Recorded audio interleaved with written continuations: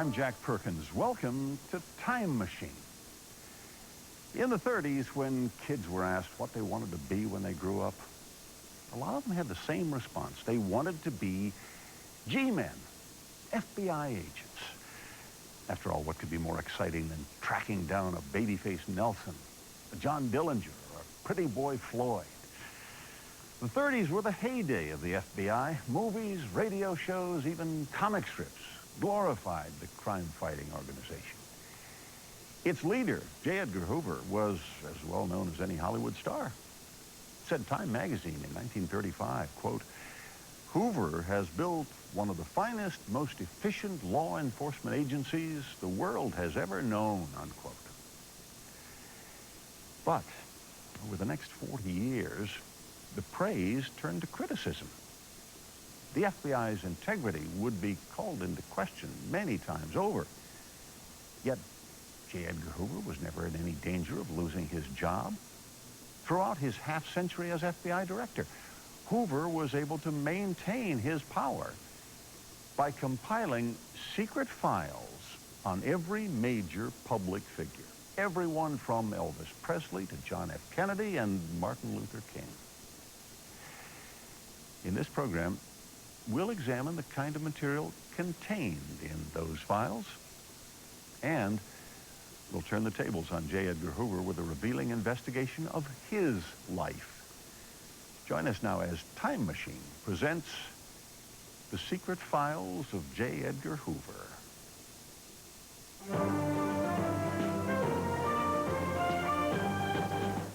This nation is asking for action, and action now. 1932. Franklin D. Roosevelt, with the promise of a New Deal and an end to prohibition, unseats Herbert Hoover as President of the United States. But violent crime, much of it spawned by prohibition, was plaguing the nation. Most of it was centered in Chicago, where some 5,000 people had been gunned down in the streets in the past 10 years. Things in Chicago were so bad that Congress at one point even considered sending in the Marines because America had no national police force. But it wasn't until the early 1930s that Congress decided to put the federal government in the crime-fighting business, reacting to notorious events like the Lindbergh babies' kidnap murder and the rise of racketeering. With his newfound funding, Hoover quickly set up a sophisticated crime lab using state-of-the-art equipment for fingerprinting and identifying suspects. And he also set up a thorough training program for his newly armed agents. And with his newfound authority, Hoover quickly set up a system of discipline that could be only described as intimidation. 8 presidents, starting with Calvin Coolidge and ending with Richard Nixon, were Hoover's nominal bosses.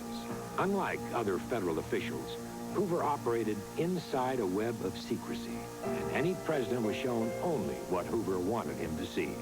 While even Hoover didn't dare to blackmail prominent political leaders as blatantly as he did Martin Luther King, he subtly let them know that there was damaging material in his files. He would call up a politician as his friend, and he would say, "Congressman," he said, "your enemies are spreading this terrible story about you. And I just wanted to alert you and to let you know that we're going to do what we can to stop it," thereby letting the congressman know that the FBI knew all about this embarrassing episode in the man's past.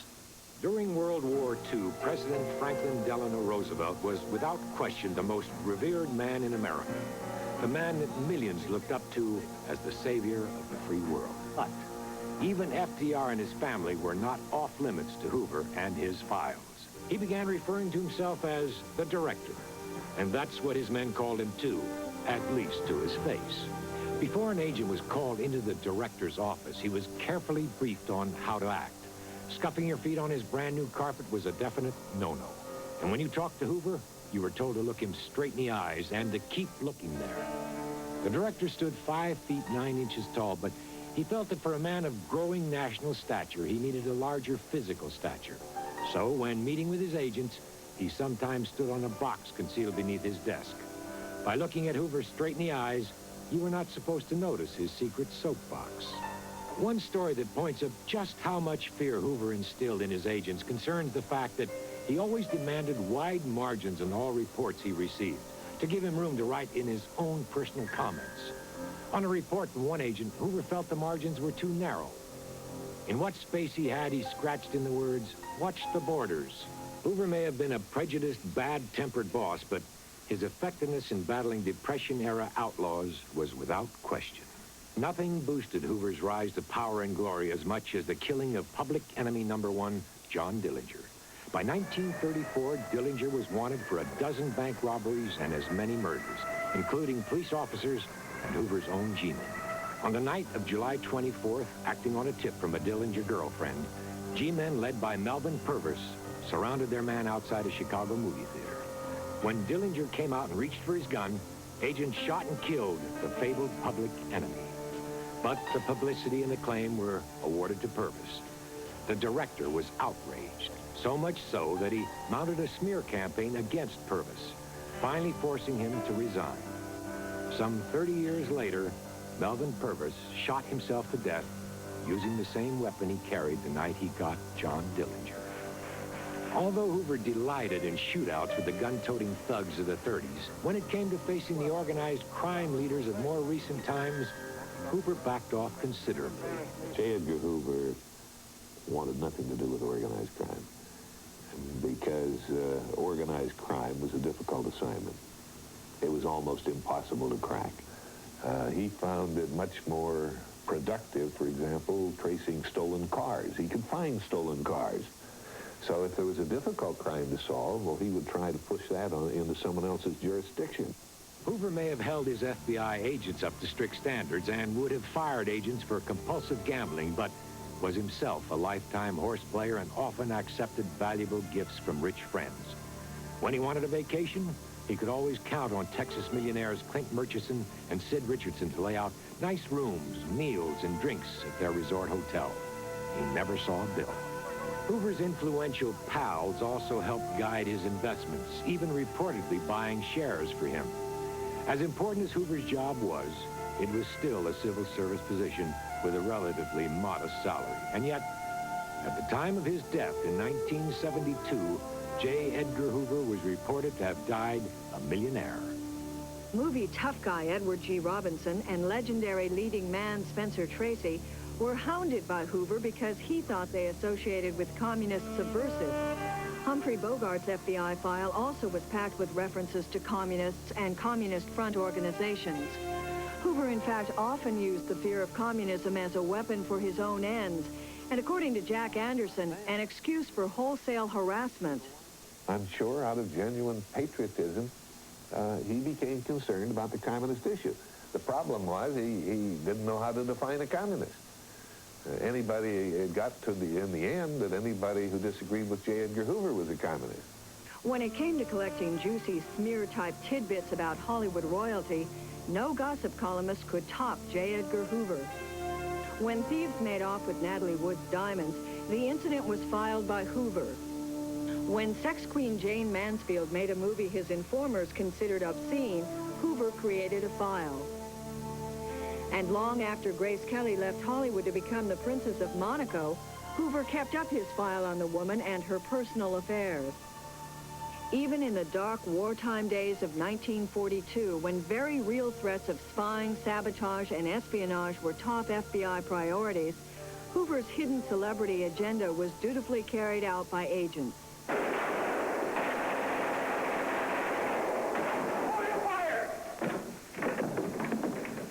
Waiting for this.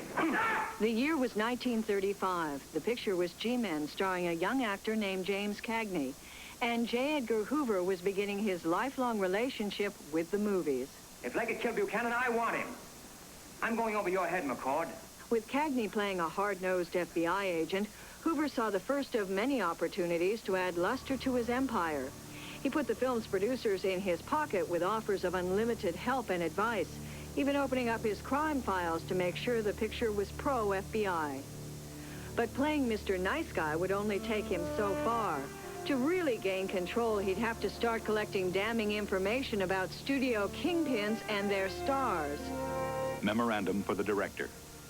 An extremely serious situation exists at present in Hollywood, California, which is reported from a most reliable source, to be overrun at the present time with all types and kinds of racketeers who are preying upon prominent persons in the motion picture industry.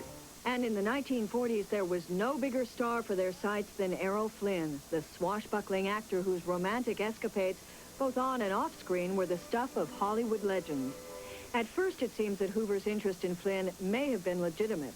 There was a real question of why this superb athlete would have been declared 4F, physically unfit for military service, by his Hollywood draft board.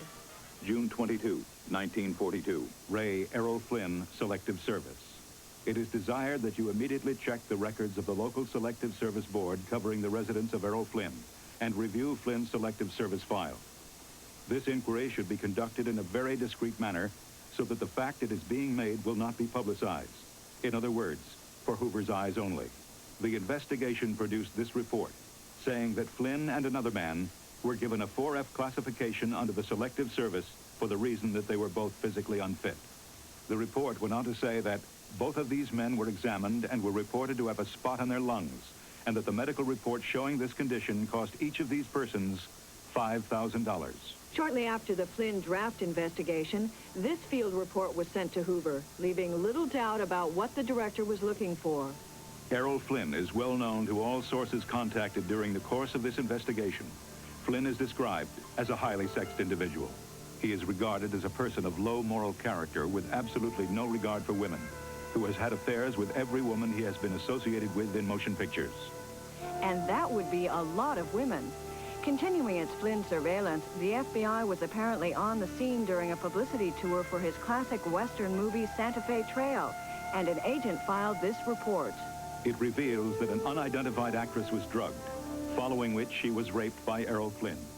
Flynn allegedly made bets with certain friends that he could accomplish this feat, and as a result, the actress tried to commit suicide and had to be flown back to Los Angeles for hospitalization.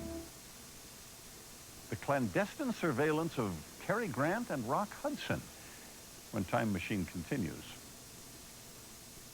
While Errol Flynn was considered to be Hollywood's womanizing bad boy, debonair Cary Grant was raking in his own box office millions as Hollywood's most graceful and sophisticated leading man. But Grant's well-mannered style, both on and off screen, didn't stop Hoover from creating a Cary Grant file. When Grant was once invited to visit the White House, the Bureau was asked to make a routine check. Grant underwent psychotherapy, the agency reported back, and was treated with the drug LSD. The late actor Rock Hudson was a special target of Hoover's, and for reasons that demonstrate quite clearly how the director would use the Bureau's resources for his own personal ends. In a secret file we've uncovered entitled Hollywood Vice, there's a report of a raid on a 1960 Los Angeles party that apparently turned into an orgy. A list of alleged participants was confiscated. Among these, states the report, are the names of movie actors, including Rock Hudson. This was well before there was any public hint of Hudson's homosexuality, but Hoover knew of that, too, long before the public. From the secret files, this is a 1966 report forwarded directly to Hoover from a field agent. A confidential informant reported that several years ago, while he was in New York, he had an affair with movie star Rock Hudson. The informant stated from personal knowledge that he knew that Rock Hudson was a homosexual. The belief was expressed that by personal knowledge, the informant meant that he had personally indulged in homosexual acts with Hudson or had witnessed or received information from the individuals who had done so. Randy Schultz is national correspondent for the San Francisco Chronicle and recently broke headline-making stories about the FBI and Hoover himself. Was the director gay? If J. Edgar Hoover was not gay, then he did a very, very precise imitation of somebody who was. Look at the relationship with Clyde Tolson.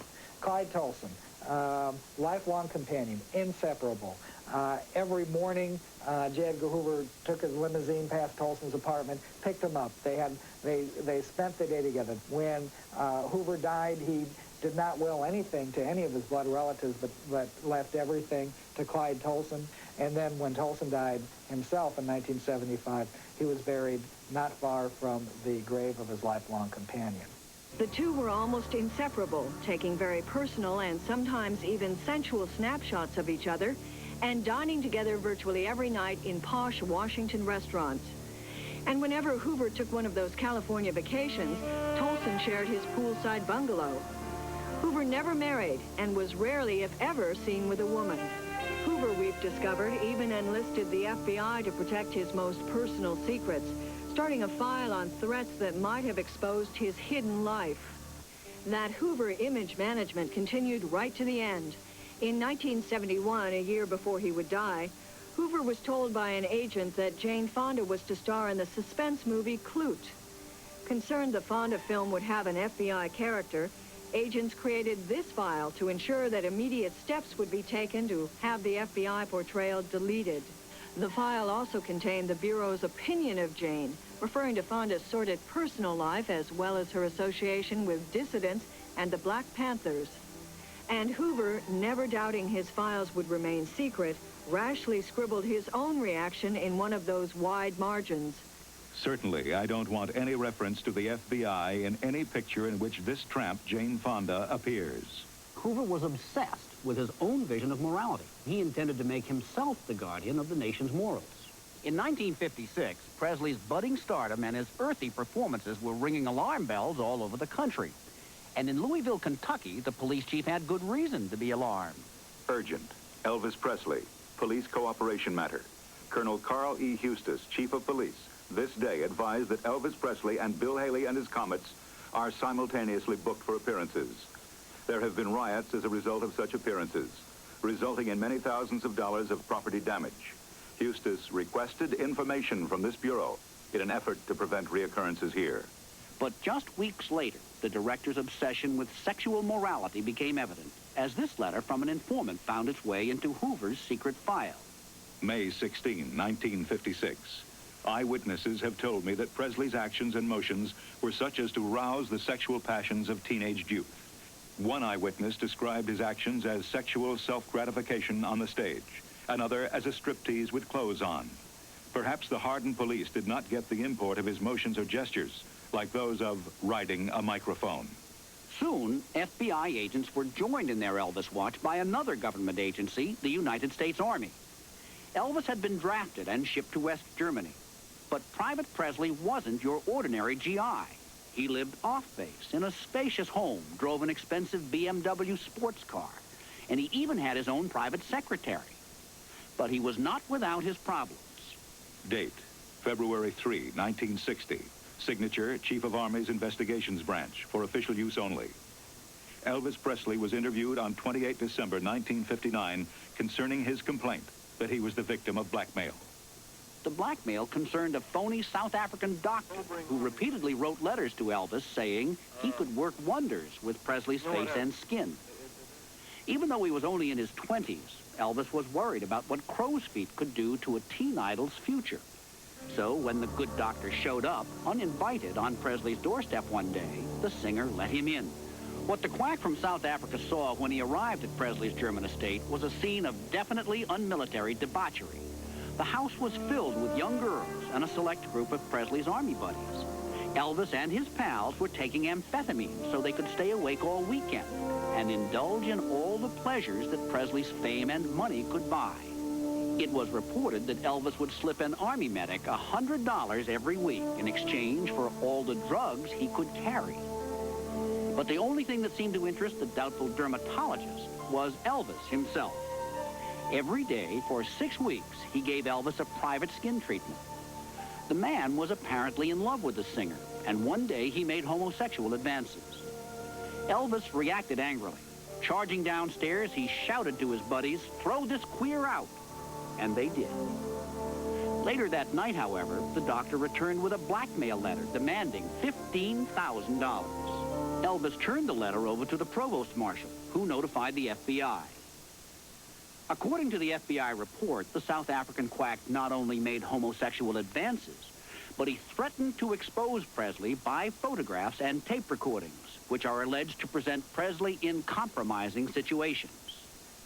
The file reported that the blackmailer threatened to involve Presley's American girlfriend, an apparent reference to 16-year-old Priscilla Beaulieu, whom Presley later married. The Army sent 2 plainclothes MPs to escort the doctor out of the country, but not before Elvis paid off the extortionist. As the years passed, Elvis rose to the pinnacle of success and popularity, and then descended into the depths of drug-induced madness. And in this madness, Elvis would attempt an alliance with two of the most unlikely people, Richard Nixon and J. Edgar Hoover. The bizarre tale is in these FBI reports. They reveal that Elvis blamed his decline on his competition. He believed that unconventional performers like the Beatles were threatening American values, to say nothing of his own popularity. In December of 1970, Elvis began a go-for-broke quest to retain his title as King of Rock and Roll, a quest that would ultimately take him directly to the President of the United States. J. Edgar Hoover's involvement with the TV industry when Time Machine continues. Hoover. J. Edgar Hoover focused his hired eyes and ears on television from its earliest days, and he had it monitored so closely that even a bad joke could get you into trouble. Comedian Groucho Marx found out just how petty Hoover could be when a contestant on his show, You Bet Your Life, described himself as an ex-bootlegger. "You mean," asked Groucho, "an FBI bootlegger?" It was a meaningless throwaway line, but it earned Groucho a place in Hoover's files. The humorless Mr. Hoover was never one to let a remark about himself or his bureau go unchallenged. No one was untouchable, not even Robert Stack, star of ABC's major hit show, The Untouchables. In the show, Stack portrayed Prohibition agent Eliot Ness. But when Stack mentioned the FBI in a TV Guide magazine interview, the agency was outraged. "A friend of mine is an FBI agent," Stack said, "and he's no more like Eliot Ness than I am. They've got so many rules and regulations in his outfit, it's all he can do to blow his nose." That made Hoover blow his top. And it also outraged Clyde Tolson, Hoover's pal and by then associate director. Tolson fired off an indignant letter to Stack. "You have managed to hold up to scorn and ridicule the valiant past and present efforts of thousands of FBI employees." The Untouchables was produced by Desi Arnaz, who, in addition to playing Lucille Ball's Ricky on the I Love Lucy show, was also one of TV's most powerful producers. And Hoover had suspicions that Desi was linked with communism. But that didn't stop the hypocritical Mr. Hoover from treating Desi as a warm friend. He and Lucy were probably both on Hoover's so-called special correspondent list, important people who were given special favors and VIP treatment by the FBI. He was also compiling a file on Desi's life that numbered an astounding 200 pages. Desi, of course, knew nothing about this, and he was lulled into such a false sense of security that when he got into a scrape with the Los Angeles police, he understandably tried to call on his pal Edgar for help. From the files, September 21, 1959. Urgent. Director from Special Agent in Charge at Los Angeles.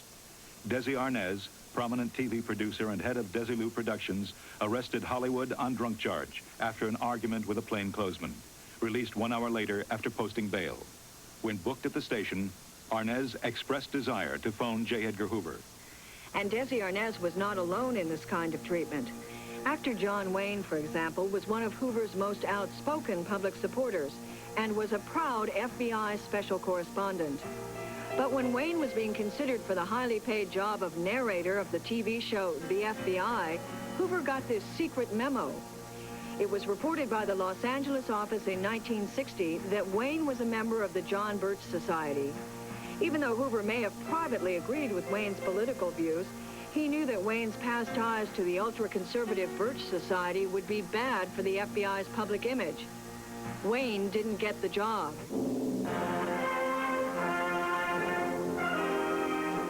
Running from 1965 to 1974, the FBI featured Ephraim Zimbalist Jr. as crime-busting agent Louis Erskine, an Ivy League G-man who always cracked his cases. And Hoover ran the show with all the authority of a network president. Hoover and his men not only selected which cases they wanted to be dramatized, they also reviewed all the scripts and storylines. And as John Wayne found out, Hoover was able to bar any writers or actors if their own FBI files contained any information that Hoover didn't like.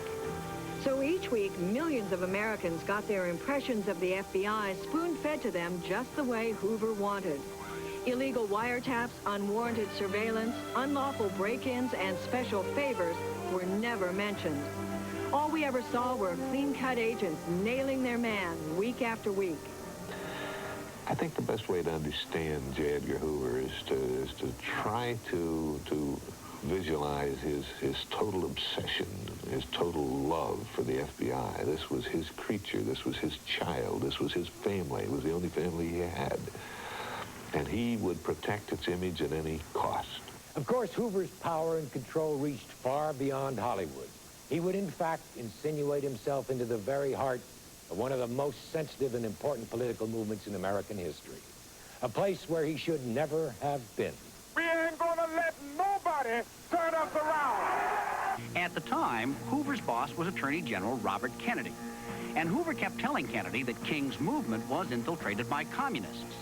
Finally, in September of 1963, Kennedy agreed to strictly limited wiretaps on King's activities. 3 taps were approved, 1 on King's Atlanta home, 1 on his office there, and 1 on his New York headquarters. That shred of legality was all Hoover needed. Disregarding Kennedy's limitations, Hoover soon had 14 more taps on King. And he was making plans to infiltrate King's movement with the few black agents the Bureau now had. He was also planning to use illegal break-ins to get even more compromising information. After Time magazine named King Man of the Year in 1962, an infuriated Hoover redoubled his efforts to smear and discredit him. These efforts took the form of an all-out surveillance of King and his movements. From the secret files. Martin Luther King Jr. is to be in San Francisco from May 28 to May 31, 1964. It was indicated that King and his party would probably stay at the Sheraton Palace Hotel. Electronic coverage should be afforded King during this current visit. In FBI jargon, electronic coverage simply means bugging. It was not an isolated incident. Almost everywhere King traveled, the FBI followed with its electronic eyes and ears. Shamelessly using the prestige of the Bureau, agents intimidated hotel officials in city after city to set King up in pre-bug accommodations. This file shows how it was done. We learned that Martin Luther King is in Detroit at the Statler Hotel with an associate. They have rooms 1270 and 1272.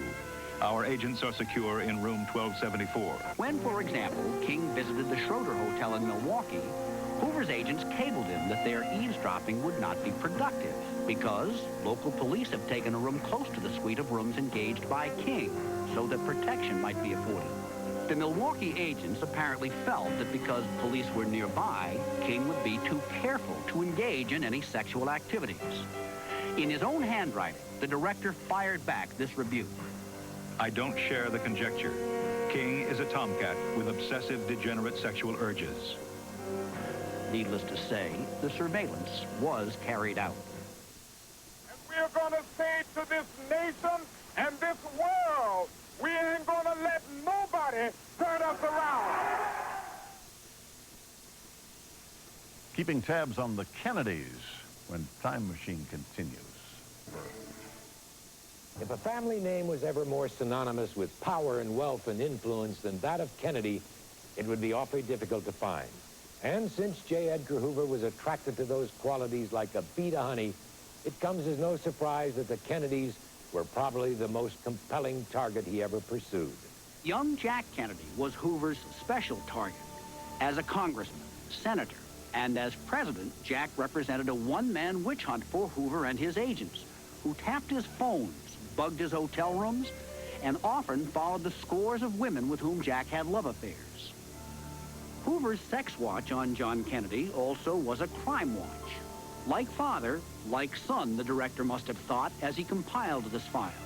It deals with the subject, Senator John F. Kennedy, and it raises questions about Kennedy's ties to crime figures, including gambling czar Meyer Lansky. Reports linking Kennedy with the mafia mushroomed after his affair with Los Angeles party girl Judith Campbell. At the same time she was seeing the president, Campbell was dating Chicago hood Sam Giancana. One Hoover file entry states flat out that Campbell had an affair with President Kennedy. After Kennedy was elected, Hoover's agents realized that a good way to keep tabs on Kennedy's love life was to keep an eye on his brother-in-law, actor Peter Lawford. Lawford was Hoover's link between Hollywood and Washington. He was already well known to the FBI, and he had a long file of his own. One report links Lawford to the interstate transportation of women for immoral purposes, a federal crime. And this file shows Lawford involved in a sex-for-hire case. From the secret files, a group of high-priced call girls went to Las Vegas to be available during conventions and the making of motion pictures. They worked as prostitutes, having among their customers Peter Lawford. And it is in the Lawford file that the agents first discovered a romantic connection between Jack Kennedy and Marilyn Monroe. Report from an informant. Information concerning sex parties which took place at the Hotel Carlyle in New York City and at which a number of persons participated at different times.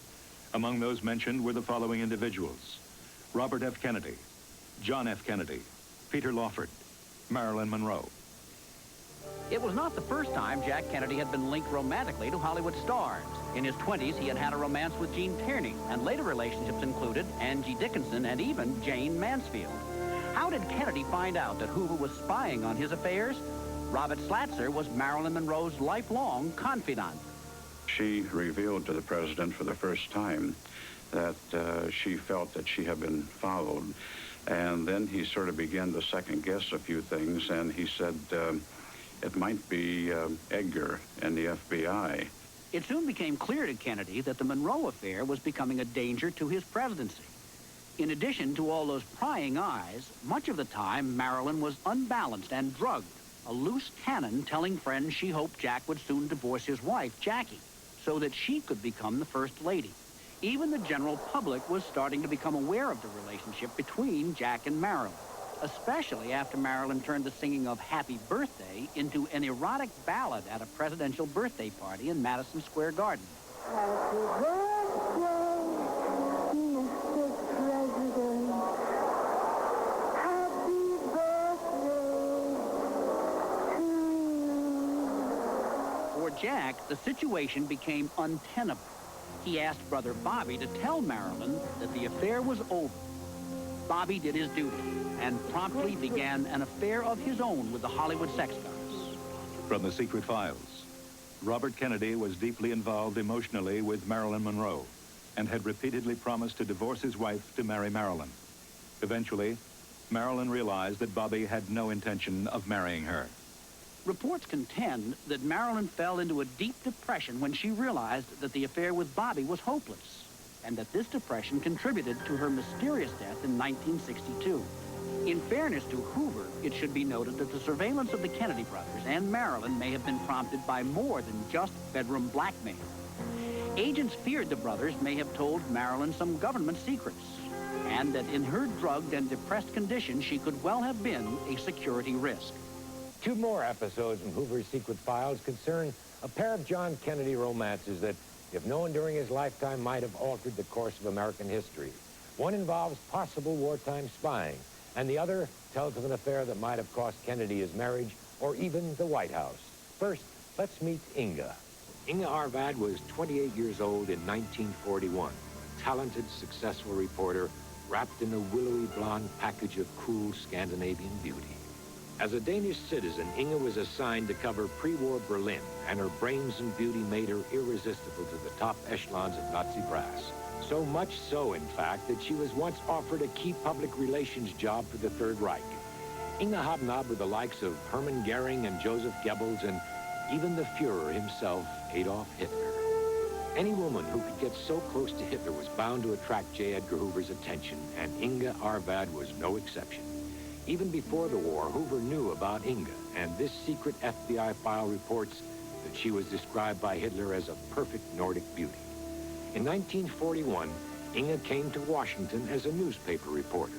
She lived in this apartment on 16th Street with her husband, a European mystery man who was seldom seen. It was then that Hoover began to keep a close eye on her, and for entirely different reasons, so did a young Navy ensign named John Fitzgerald Kennedy, who had met Inga through his sister, Kathleen. Inga's FBI file begins with a memorandum to Hoover reporting on a rumor that Inga Arvad, local newspaper reporter and Danish citizen, is a German spy. Inga Arvad was about to become the subject of an all-out FBI investigation. January 21st, 1942, a report is issued entitled Espionage, Internal Security. The document ends with an order to institute immediate appropriate physical surveillance. Inga Arvad was now officially under investigation for espionage, and the Bureau felt it had a very strong case. A week later, a message to Hoover from the special agent in charge of the Washington field office says he believes the Arvad case has got more possibilities than anything I have seen in a long time. Apparently, young Ensign Kennedy also felt that Inga had some pretty good possibilities, and they began to see each other regularly.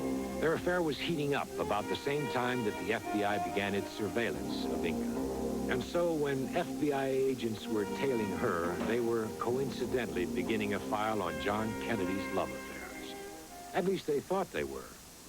A February 1942 report shows that the agents had to ask Navy brass for a picture of Kennedy to be sure they had the right man. With Hoover's secret files now documenting an affair between the son of a former ambassador and a possible Nazi spy, the director held lightning in his hand. And when Kennedy was running for president some 20 years later, Hoover could have unleashed that lightning with a blast that might have well cost JFK the White House. But, as we have seen before, Hoover's style was to hang on to such information until the time it could do him the most good. Joe Kennedy learned of the affair and was just as aware as Hoover of the damage potential. He went to work in an attempt to break up the romance. Author C. David Heyman told us the affair continued in spite of their efforts. The only thing that they succeeded in doing was getting John F. Kennedy transferred from Naval Intelligence to the shipyards in Charleston, South Carolina. And there he was, again, seeing Inga Arvad. She would visit him from Washington weekends. This travel report to Hoover had Inga leaving Washington, D.C. via the Atlantic coastline at 7:05 p.m. Destination, Charleston, South Carolina. Reunited in Charleston, the couple checked into the Fort Sumter Hotel where Inga was given a room set up in advance for eavesdropping by agents of the FBI. No spy talk was heard, but a detailed report was sent back to Hoover indicating the subject and Kennedy engaged in sexual intercourse on numerous occasions. The FBI also tapped her telephone line.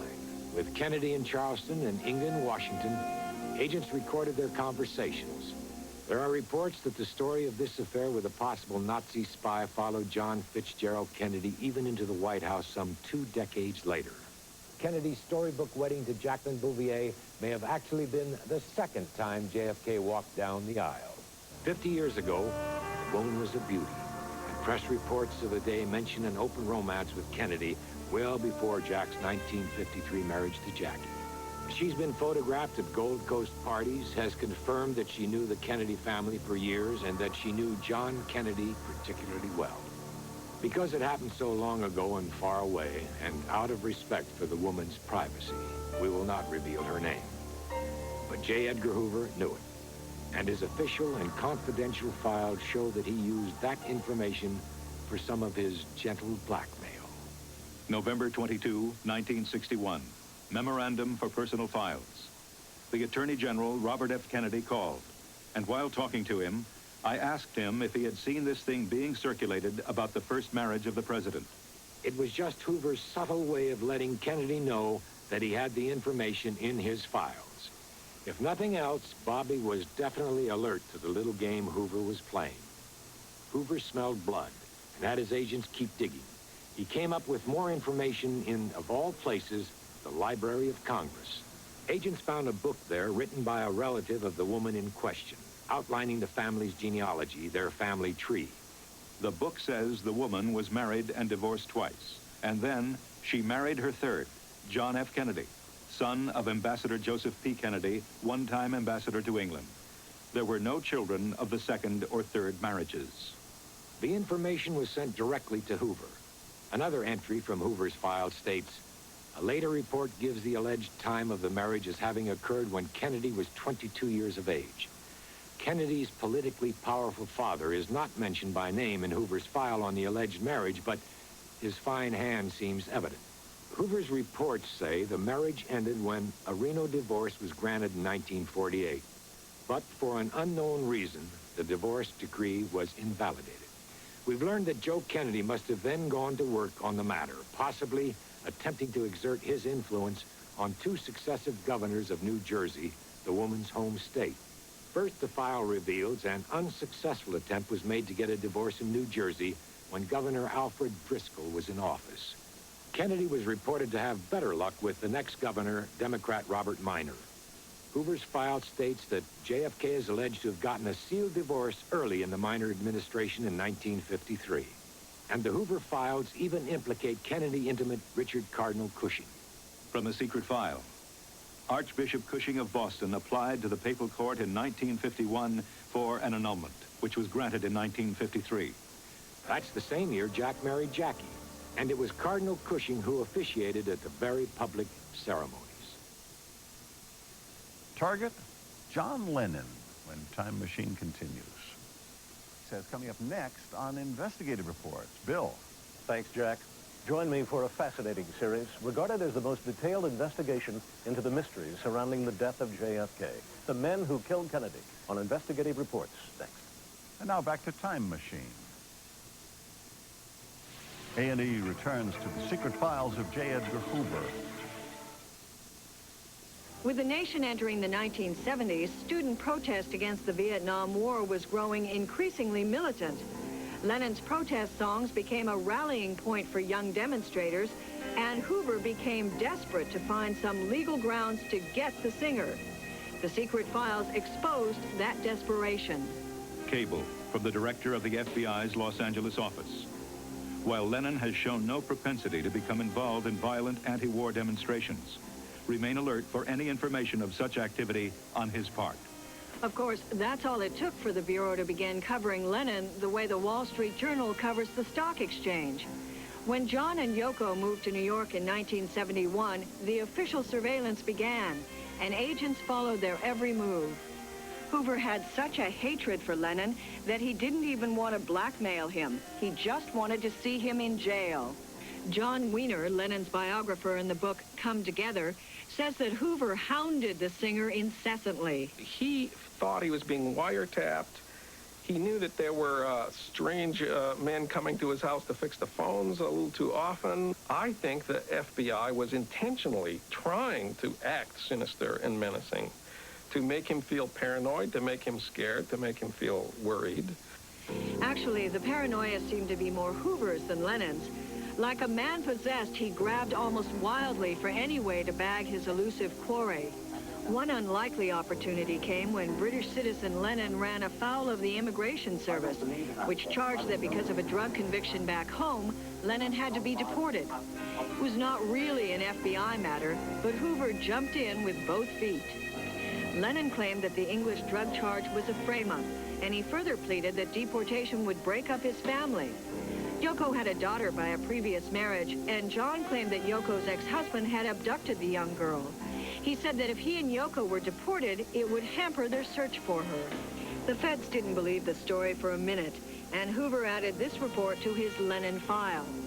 The INS believes the Lennons may be party to keeping the child hidden as a tool of delaying deportation. The whole mess came to naught when the INS finally ruled it had no legal case.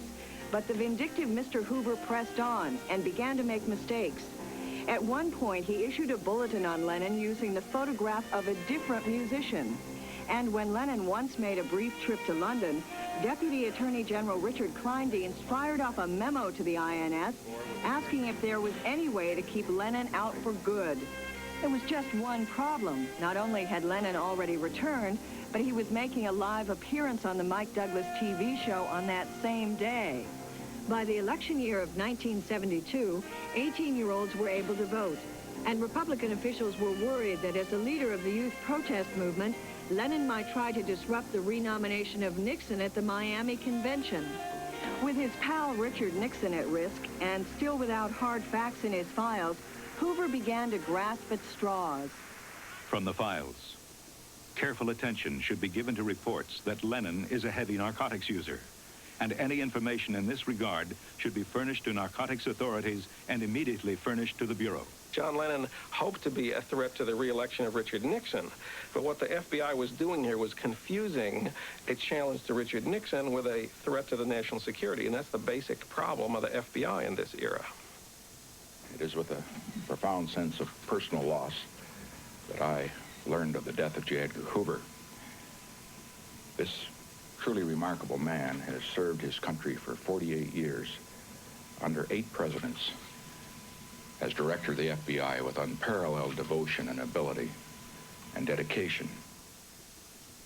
On the radio in his office, J. Edgar Hoover kept a framed essay entitled "The Penalty of Leadership."